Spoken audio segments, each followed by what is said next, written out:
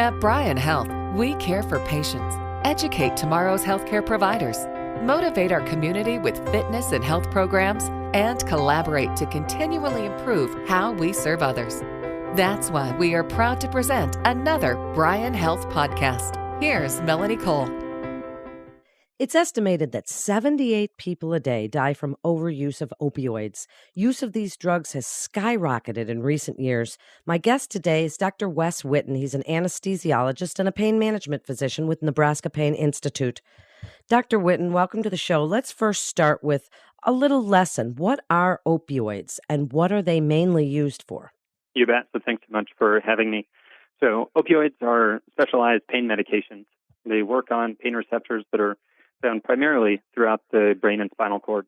Their purpose is to blunt the brain's perception of pain. So they're very effective tools when they're used for this purpose. So their most effective means are for the pain management around surgery.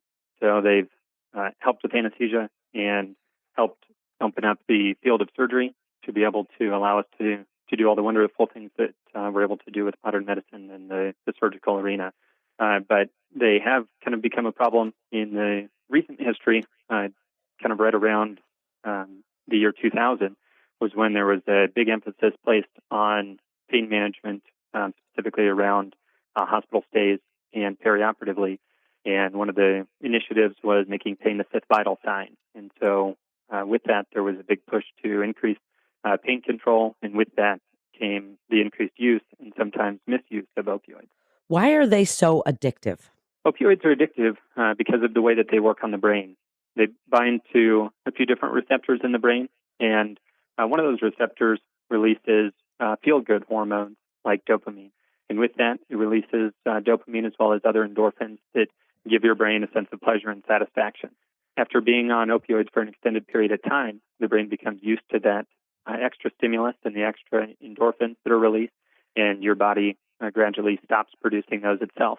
Therefore, when you stop the medication, you get less of the dopamine and those feel-good hormones, and your brain and your body go out seeking more of those. And therefore, the body knows that they get that feeling from opioids and causes it to seek out more opioids. What a great explanation, Dr. Whitten. Thank you for explaining that because people don't truly understand that. So now tell us about some of the short-term and long-term effects of opiates and some of the side effects that people experience and the reason that we're having this segment today. You bet. So with opioids, when you first start taking them, there are a lot of side effects that are very common. They range from mild to more severe.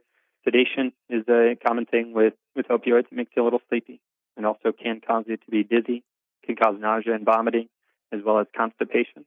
The more dangerous things that we experience with opioids are things like respiratory depression. What that means is that it causes your body to not breathe as much or as frequently as it should. And that's the main reason why there's a risk of death associated with opioids, is that if you take too many opioids at one time, then it can cause the body to not breathe as much as it should or potentially not at all, which can ultimately lead to death. After being on opioids for an extended period of time, then the body will develop a physical dependence to them. And that means that your body needs the medication in order to maintain its normal state. And if you stop them abruptly, then you will likely go through withdrawal. And that's why whenever we do stop somebody on opioids, then we taper them down slowly in order to avoid those withdrawal symptoms, which are a sign of physical dependence.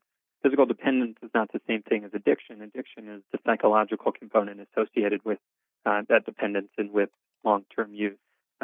So with that, there always is a risk of addiction and also a risk of tolerance. So that's one of the biggest issues that we run into with chronic pain and opioids is that the body will develop a tolerance to opioids. In other words, the medication that you start off on initially doesn't work quite the same as it did when you first started it, and therefore your body will require additional medication.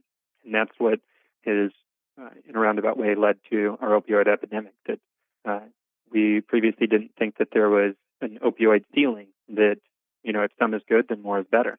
And over time, we found that that's not the case. And now we're taking steps in order to help rectify that.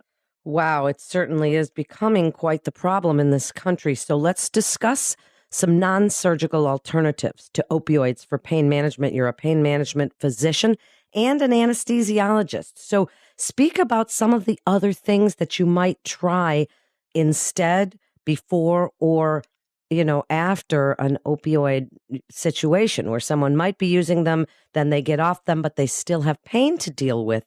So talk about some non-surgical alternatives, Dr. Whitten. Absolutely.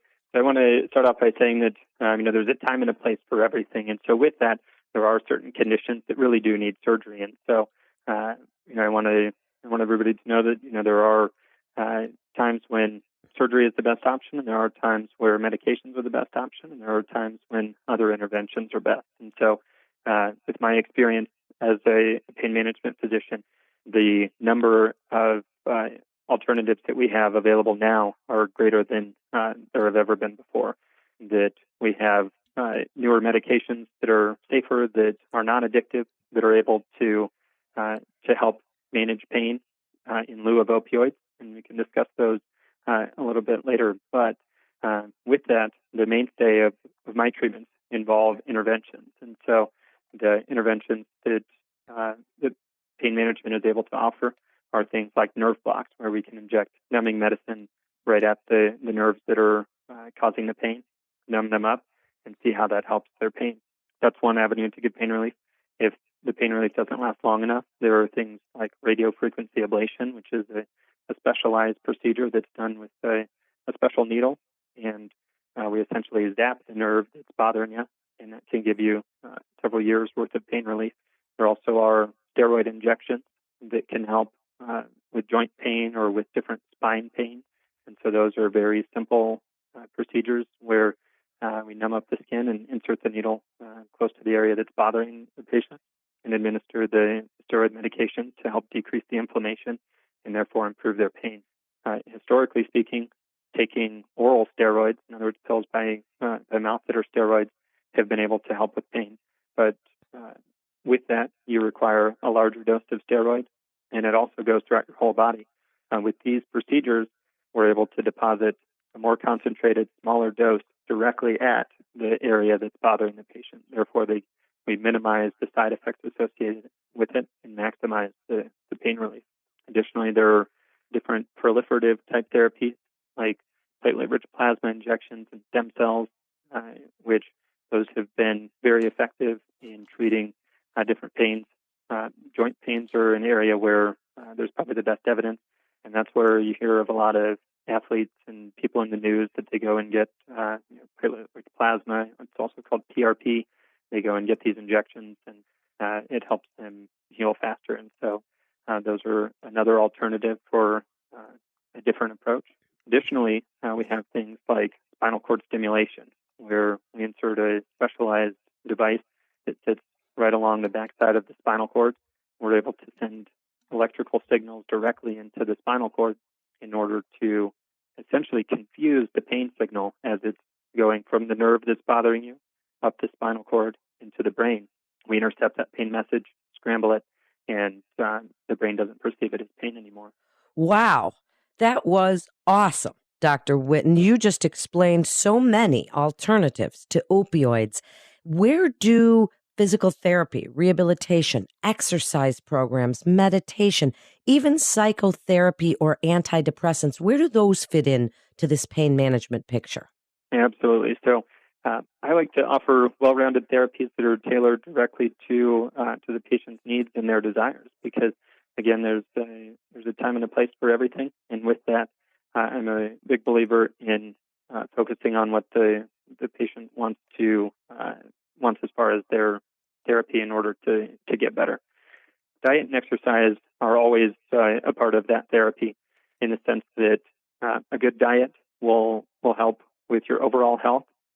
It also, by avoiding sugar creates a pro-inflammatory state that with increased inflammation, you get increased pain, and therefore limiting sugar and having a good diet can help there. Exercise helps release those feel-good endorphins that we were talking about that opioids do, so you can create your own exogenous or endogenous. In other words, create your own hormones that make you feel good and feel better. So those are always important. things like physical therapy and chiropractic and occupational therapy are all very good therapies that can help in their own respect in order to be able to improve the patient's overall well-being. And so those are all very important things that I like to focus on as well. As far as some of the non-opioid medications that we offer, there are things like anti-inflammatories that are very good at helping typically joint pains respond very well to those and are non-addictive. There are other pain medications, and this is an area that I like to focus on whenever I talk with patients about this, is that I prescribe pain medication. Those pain medications, when you go to the pharmacy and pick them up, then it might say that they're a seizure medication, or it might say they're an antidepressant. Those are kind of overarching categories that, some of these medications are seizure medications. Some of them are antidepressants, but more importantly, in my arena, they are pain medications that help with the patient's pain. What happens with a lot of neuropathic type pain is that the nerves themselves are causing the pain, and the medications that we give to fix that slow down the conduction of the electrical signals in the nerve. And by slowing that down, then it slows down the pain signal and therefore reduces their pain. Well, that same medication may also help someone with a seizure disorder as it slows those seizure signals that are being sent and therefore helps their seizures. And so, one thing that I've heard a lot of times is people say, hey, I don't have seizures. I don't need a seizure medicine. I don't want them to cause seizures. Same thing with antidepressants. They say, I'm not depressed. I don't need an antidepressant. But I think it's really important to focus on the fact that these are pain medications that are good, non-addictive medications in order to be able to help treat their pain, regardless of the overarching category that they fall under. Dr. Whitten, it's such a great segment with such great explanations of all of the options out there. What's your best advice? Wrap it up for us with a summary of your best advice to people that are either on opioids and looking for alternatives to pain management, or just looking for some help for their pain. You bet. So, in general, everybody experiences pain, and typically pain will get better with time and conservative therapy.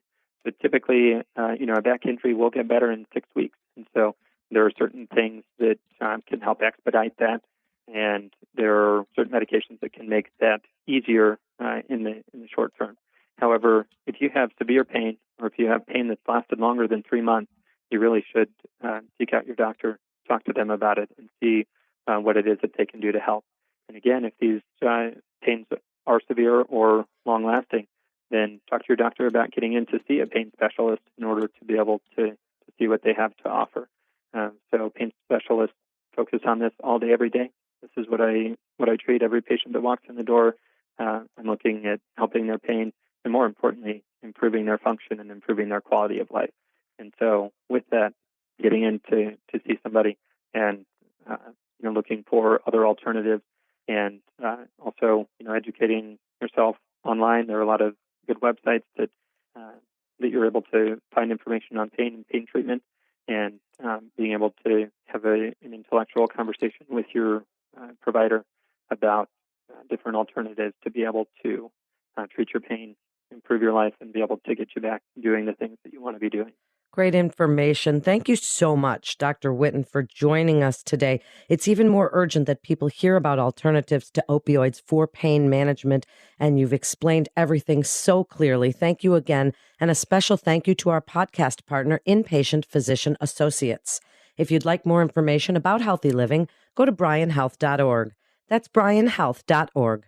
This is Bryan Health Podcast. I'm Melanie Cole. Thanks so much for tuning in.